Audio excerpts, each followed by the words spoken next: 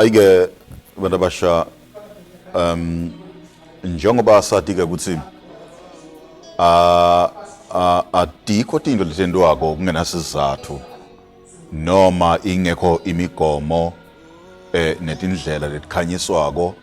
Yonke into lentwako yentelwa ukuthi kube nemhlahlandlela ukuze sibe ne-understanding ukuthi into lesitendako sitendelani, sitenda ngasiphi isikhathi, sitenda futhi kanjani. Lapha ke isitonithulela ke umholi inceka uNkulunkulu ngubaba uprofessor SIMELANE uthula tinjongo temhlangano webantu abasha noma uthula tinjongo tekufundiswa komuntu omusha. Ngenxa yokuthi kufanele kusinikete umcondo lophusile ukuthi yini kufanele yini lesihlalele phasi. Ngalesi sikhathi sihlala isikhathi lesithe sihlale liviki lonke sihleli phasi. Kodwa ke lokho lesikwendako sikwenda sikwendela. Utasikhanyisela ke lomzala ukuthi letinto lesitendako naleyo ndlela leyo siyendelani kungani kufanele sifundziswe, kungani kufanele silashwe ngaleyo ndlela. Yingakho ke sesithi asimnikete lethuba ke longanga Bishop uprofessor kubaba SIMELANE. Cela nje sifunde encwadini ezakhe isahluko 7. Ndodana yami, gcina amazwi ami, uzibekelele imiyalo yami. Gcina imiyalo uphile. Umthetho wami njengenhlavu yeso lakho. Yibophe eminweni yakho. Ilobe esibhebheni senhliziyo yakho. Yisho kuko ukuthi ukuhlakanipha ungudade wethu. Ubize uqonda ngokuthi owazana nawe. Kusafunda lamazwi angidonselele ukuthi kwavuka umbuzo ukuthi kangaka yini sihloko okubalulekile ukuthi abantu abasha sibafundzise. Abantu abasha abantu abayinkinga, impilo yabo iyinkinga, kakhulu isikhathi abalawuleki abantu abasha. Pho ngase kuvela ukuthi njoba sithi abaqaphele abavuke batavuka njani. Kwabuya ihloko zokuthi angibeke isizathu izinhloso zokufundisa nje umhlangano wabantu abasha.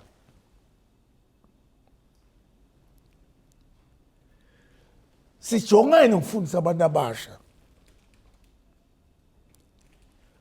Kunetinto cishe 4 namazo 5. Okokuqala sifuna abantu abasha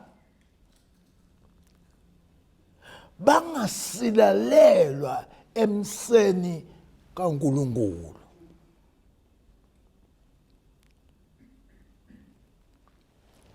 Sona isihloko esikhulu sibafundisela nje ukuthi bangasilalelwa izibusiso noma izinhloso zaNkulunkulu ngomuntu omusha. Yiko lokusibalandelela. Sibalandelela ngoba bengabantu abakhuni no ababalekayo sifisa ukuthi bangalahlekelwa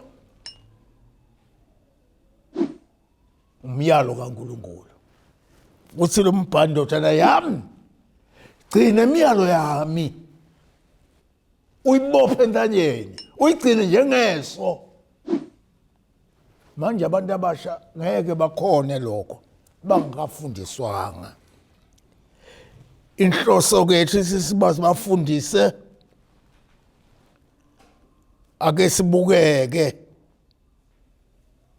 sikubale lokho okuzinhloso zethu ngumuntu omsha oqala obagcwaliswe ngokuyazi insando yaNkulunkulu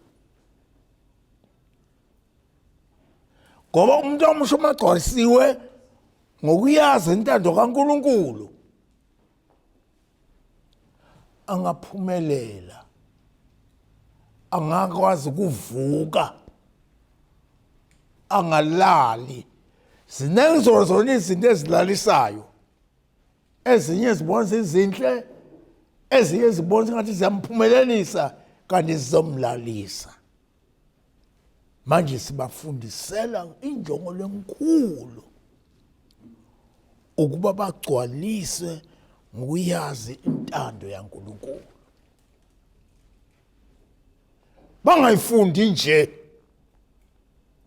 ibe yaseBhayibhelini noma yakuphi ube bayazi intando kaNkulunkulu kuthi uNkulunkulu umuntu omusha ufuna abe yini kuye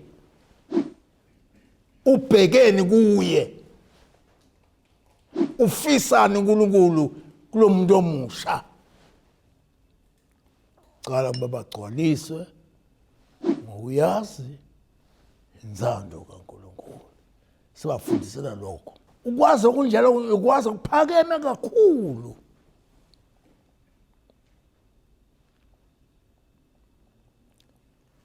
akuyona indlela into elula kuthi umuntu omusha ayazisise intando kaNkulunkulu iphakeme kakhulu kwesibili sibafundiselana abantu abasha sibafundise bahambe ngokufanele bahambe ngokufanele kungabi ivangeli lasemlonyeni noma lokuhlabelela noma lokuba kuzikhona enkozweni ukuthi bahambe ngokufanele inkosi sesifunde inkosi yabaseFeso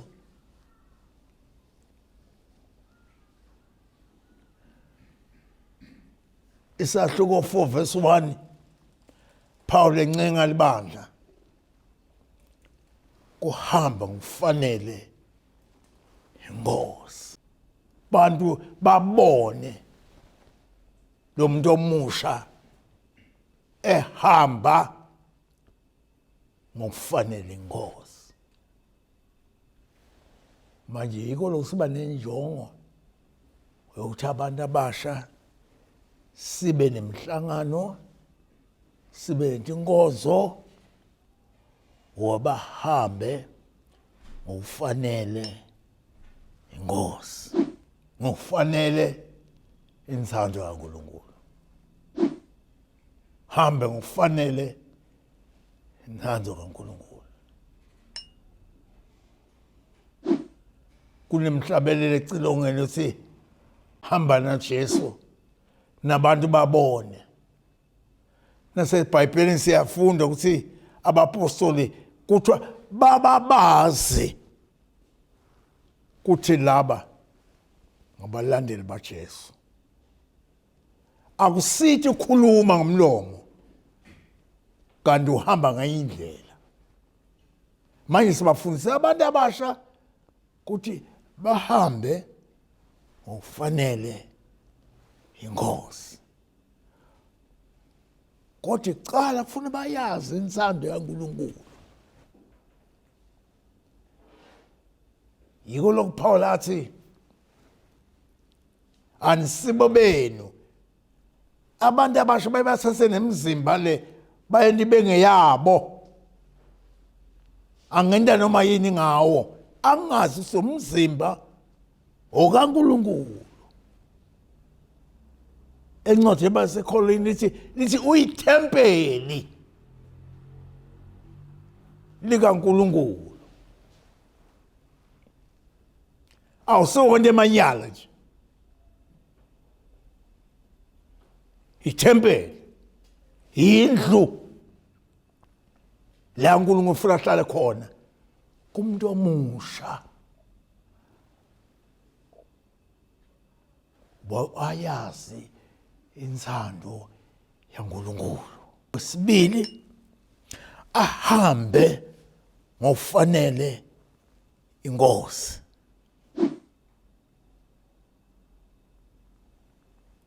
Hambe ngokufanele nabantu babone uhamba ngokufanele inkosi nabantu babone.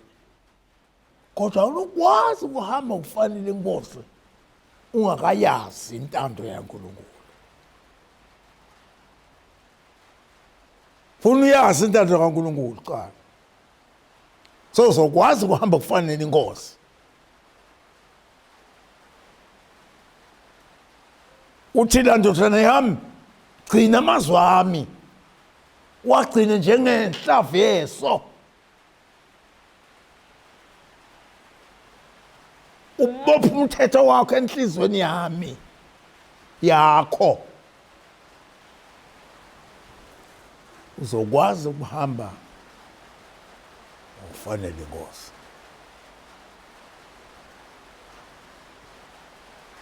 Akulula ke hamba ngokufanele inkosi. Nengitindo la ngaphandle ethi baphambukisana abantu abasha. Thola bahamba ngestayela. Kunemikhubo yakhona ehanjwa abantu abale ngaphandle. Kunokugcoka khona abagcoka abantu bale ngaphandle. Kodwa umntwana kaNkulunkulu umuntu omusha lokhethe Jesu ufuna ahambe ngokufanele inkosi. Kodwa unokwazi ukuhamba ngokufanele inkosi ungayazi intando yakhe. Ngicela ke kubantu abasha impela yathukeka ivangela ngaphandle wathi bandise ukukholwa lokho babona abantu abasha endlela bahamba ngayo ngendlela baphila ngayo. Sifanele hamba ngokufanele inkosi. Yisona sizathu esikhulu esenza sibe nentinkonzo sibe nemhlangano yomuntu omusha ngoba sifisa uba ahambe ngokufanele inkosi. Ngathatha number 3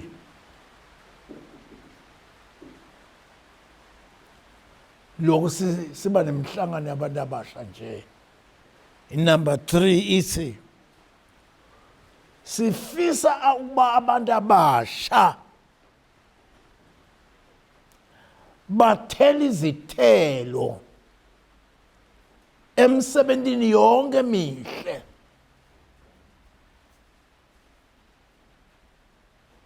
Bathela izithelo emsebenzini yonke emihle.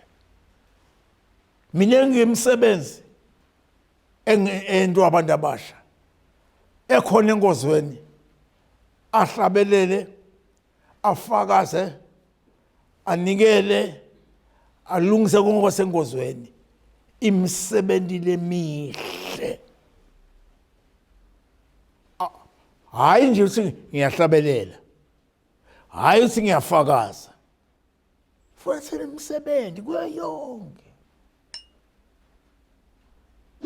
yonke imisebenzi umuntu omusha ufuna ayithele yonke imisebenzi engazi ukuthi enjani kodwa emihle. Uyawuthi Jesu ngelinye ilanga kanti naJohane ukuyakhuluma naJesu wakhuluma. uJesu uthi fezani izithelo ngophela ogaganeni ngeke kuvele amakhiwane, funa kuvele izithelo ezinhle ezifanele ukuphenduka. Uye usebenza amanzi alukhuni Johane uthi umbhalo uthi zale izinyonga. Ngitshele ngibani senibalekele la kuhlelile. Uma nithi yebo siphendukile, fezani izithelo ezifanele ukuphenduka. Dinenge ezinye izithelo ezinye ziyadliwa, ezinye ngokuzidla ziyabulala.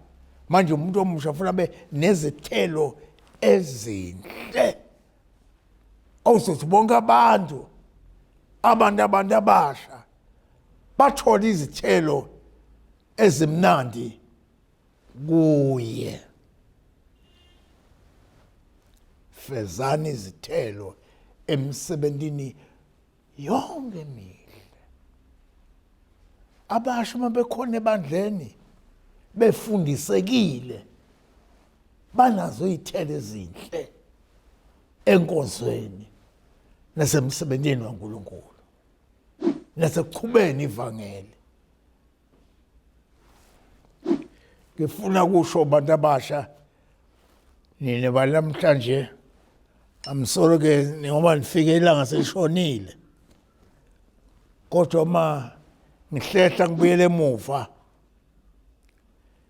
niyibona nathi iGCC ikhula ngalendlela. Ngayicala ngabantwana, ibona ngangihamba nabo, ngoba kakhulu futhi ngangingafuni ukuthi ivangeli lihlaziseke. Yiko ngithola abantwana engizothi uma ngibakhuta bakhuteke.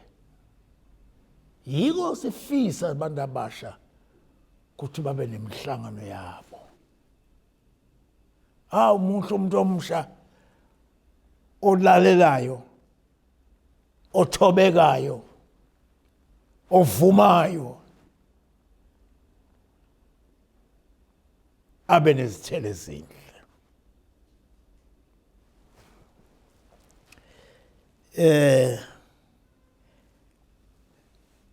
Okwesithathu lokho, nomsebenzi olungileyo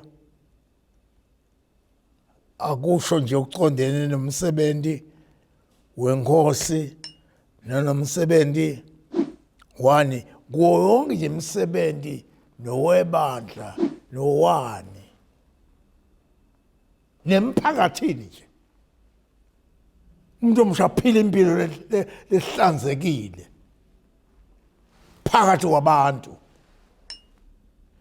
ngoba uma phila impilo ehlanzekile ngisho nekhaya kubo liyahlonishwa, liyadunyiswa, liyahlonishwa ngale nkambo yayo umuntu omusha. Kodwa uma luhlanje luhlaza bazawusho bani bathi hawu umama wakhe abole emathumbu la. Fezani izithelo abantu abasha emabandleni anihleli khona, emsebentini. Thela izithelo esikolweni, bantu badle kumnandi kuwe. Emsebenzini badle kumnandi ngawe, ngoba bebona izithelo ezinhle. Liyathuka ke ivangeli abantu abasha la ngaphandle uma niphila impilo ehlukile bese bathi hayi asilathi nje ivangeli. Futhi bese abanye bese basho bathi hayi la kamfundisi SIMELANE nje, ngoba uthi Phawula nina bazalwane nincwadi. Sifundisa abantu abasha ukuthi babe incwadi efundekayo lapho bahleti khona noma ngisesikolweni noma ngisemphakathini noma ngisemsebenzini ube incwadi umuntu omusha sifundisela lokho.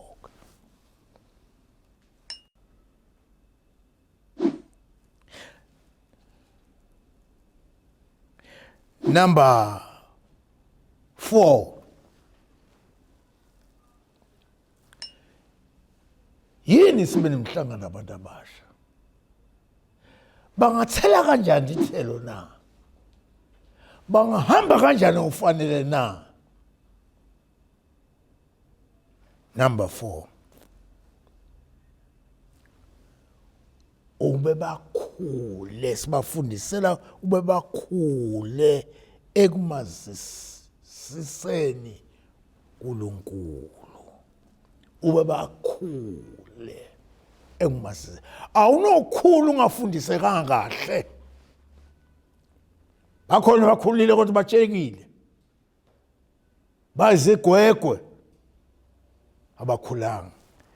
Yilo Paula Petro uthi encwadini yakhe yesibili sasithathu verse 18 uthi khulani ekwaziseni uNkulunkulu. Lokukhula kusho kufinyelela ezingeni elingathi phezulu. Ukukhula emseni kaNkulunkulu. Yiko sasemhlanganeni sibe nemhlangano nabantu abasha. Sifuna bakhule ekumaziseni uNkulunkulu. Ukhule ekumaziseni uNkulunkulu. Nabantu babone ukuthi cha lo mntwana lo ukhulile. Wonda tinto lethi kahle ngoba ekhulile. uNkulunkulu wethu bazalwane uNkulunkulu omethembayo umuntu ngoba uyingxenye yaNkulunkulu. Dinga umuntu akhule. Ngesinye isikhathi siyafunda eBhayibhelini. Ngiyacabanga incwadi kaGenesis. Uma uNkulunkulu afuna ukubhubhisa iSodoma neGomora, uyamkhumbula Abraham umuntu wakhe. Uthi ngamfihlela kanjani umuntu wami Abraham? Ngingayomtshela na. uNkulunkulu uyamethemba umuntu okhule kahle. Khulani emseni okuKristu Jesu. Angakhula njani umuntu omusha? Ngokuqaphela izwi kaNkulunkulu. Ngokulonda izwi kaNkulunkulu. Ngokubambelela entandeni kaNkulunkulu. Akulula ke ungabambelela. Dikhona izitha ziyabhodla. Akhona amabhubesi. Athi akuphazamisa untombazana. Uyinsizwa. Basopha ingosi. Khulani. Khulani emseni kaNkulunkulu. Ngiyathanda noko kube ngicine number 5 kulezi inhloso zemhlangano. Number 5 sibafundisela abantu abasha. Now number 5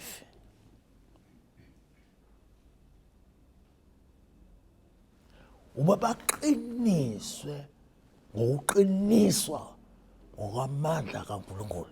Uma sifunda incwadi yabaseKolose 1 yabona iverse 10 Kolose 1 verse 10 emangaphosisi noma verse 11 siyafunza. Verse 11, niqiniswe nokuqiniswa konke ngokwamandla enkazimulo yakhe kuze kube ngukhuthazela konke ekubhekeni kade. Awukwathi umuntu omusha kubheka kade uma ungakafundiswanga ngensando yaNkulunkulu. Manje sifundisa ukuthi abantu abasha baqiniswe ngokwamandla enkazimulo kaNkulunkulu.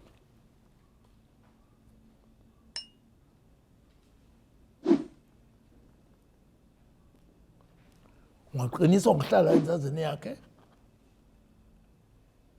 ungaqiniswa ngokufundiswa, ungathela izithelo emsebenzini yonke yaNkulunkulu. Yilokho injongo lenkulu ukuthi sibe nemhlangano wabasha.